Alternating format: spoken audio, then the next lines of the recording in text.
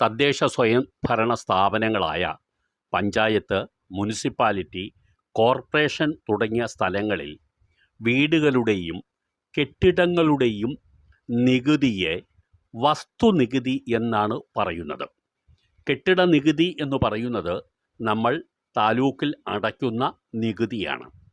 ഈ തദ്ദേശ സ്ഥാപനങ്ങളിൽ അടയ്ക്കുന്നത് കെട്ടിട നികുതി തന്നെയാണെങ്കിലും അതിനെ ഔദ്യോഗികമായി വസ്തുനികുതി അല്ലെങ്കിൽ പ്രോപ്പർട്ടി ടാക്സ് എന്നാണ് പറയുന്നത്.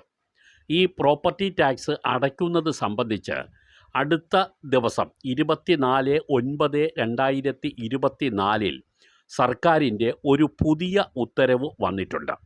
അത് ഈ സ്ഥാപനങ്ങൾ, തദ്ദേശ സ്വയംഭരണ സ്ഥാപനങ്ങൾ ഈടാക്കുന്ന കൂട്ട് പലിശ ഒഴിവാക്കിക്കൊണ്ടും 80 ചതുരശ്ര മീറ്റർ വരെയുള്ള സ്വന്തം താമസ